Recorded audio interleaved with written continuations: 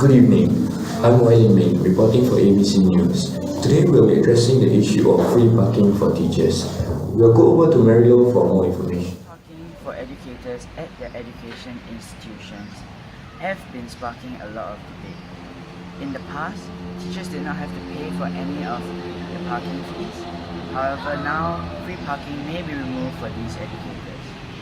Today we have a few parties and their views towards the removal of... I don't think parking fees should be free because it's costly. Recently when I read a news report, it said that ITE didn't charge its users for its car park and forgone about $66,000 in a month. I think this amount of money can actually be used to help improve various areas in our country, for example, transport, especially our MRT. On the other hand, I think that teachers should have this free parking because they are responsible for the education of our younger generation. By keeping parking in schools free, it would mean that teachers will have less to worry about and give them more motivation to provide better quality education for our children and younger generation. This is somewhere I read from, like some newsletter as well as other sources. They said that low motivation means low productivity. People worry less and they tend to make fewer mistakes when that happens. Since I think good education can provide and earn higher income in future, we should forgo the money that could possibly be generated from the paying of fees and keep the free parking.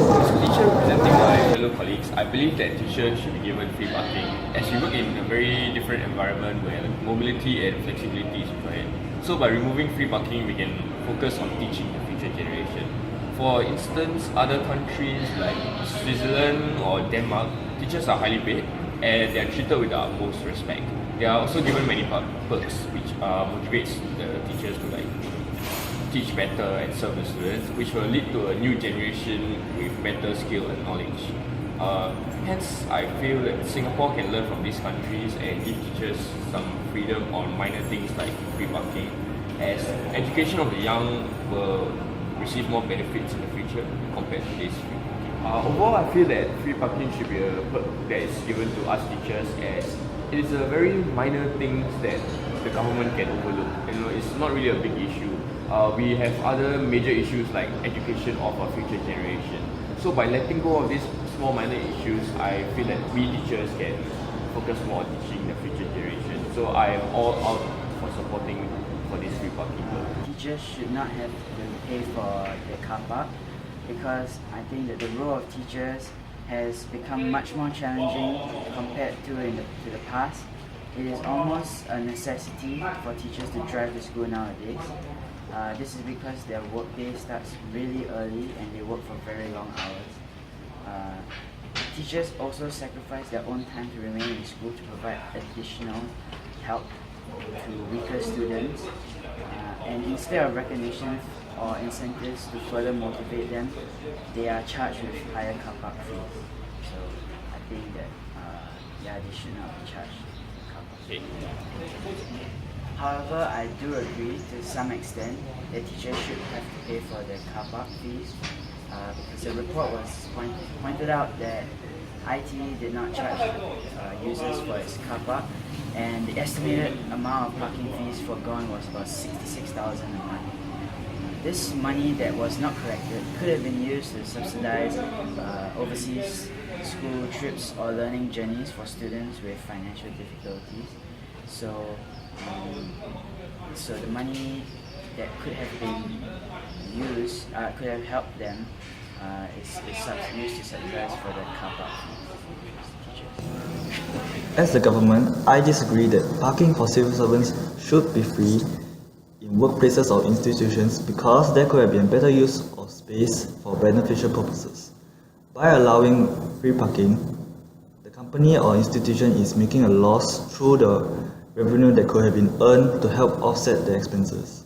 there could be a better use for distribution of value of the parking. For example, in the Auditor General report for the financial year of 2014 and 15, institutions like Temasek Poly lost out an estimated cost of $600,000 in their revenue due to undercharging of free parking. In this situation, we can see that just undercharging such fees may cause huge losses to companies or institutions. Therefore, in case it would not be an ideal choice for us to allow free parking. On the other hand, I actually agree that maybe we should allow free parking for teachers in the institutions because to a certain extent, free parking is not the major issue that should be reviewed in the current moment. In the Ministry of Education of Singapore, there have been other issues that has been surfaced up. Ultimately, what we want is to allow teachers to focus on teaching and not worry about their parking fees. In my previous example, I stated that institutions like Temasek Polytechnic is being reviewed in such a case.